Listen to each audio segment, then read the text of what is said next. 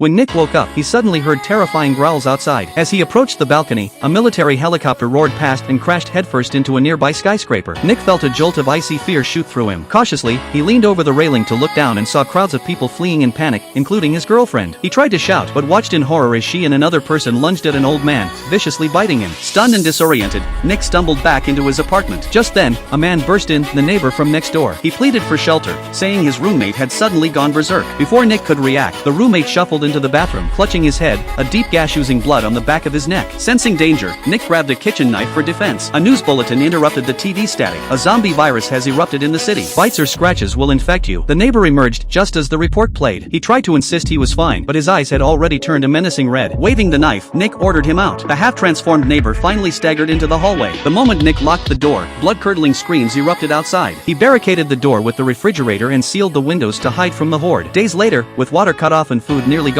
Nick reached the breaking point. He ripped down the window coverings, looped a rope around his neck, and was about to kick the stool from under him when something outside caught his eye. Peering sideways, he saw a woman on the balcony across the street, alive. In his shock, he nearly hung himself, struggling frantically to untangle the rope. He rushed to the window, staring in disbelief. The woman vanished behind her curtains, but her existence reignited his hope. The next morning, he waved from his balcony. She spotted him too. Nick tossed a rope across, creating a makeshift zipline, and sent water to her carefully. One day, she signaled that zombies had invaded her apartment, trapping her on the balcony. Without hesitation, Nick grabbed the rope and slid down. As zombies charged toward the noise, she dropped another rope. He climbed desperately, zombies clawing at his heels. Leaping over the railing, he sliced the rope, sending the creatures plummeting. "Jump now," he yelled. She grabbed the rope and swung down into his arms. They hugged briefly before sprinting through the corridor, fighting their way past hordes of undead. Their safe haven was finally in sight, but as they reached the door, a zombie lunged. Nick shoved the woman inside just as the creature tackled him. She could only watch helplessly as he wrestled the zombie back outside, slamming the door shut. Panting, he staggered to the balcony, prepared to jump if bitten. Miraculously, no infection came. They collapsed into each other's arms, sobbing with relief.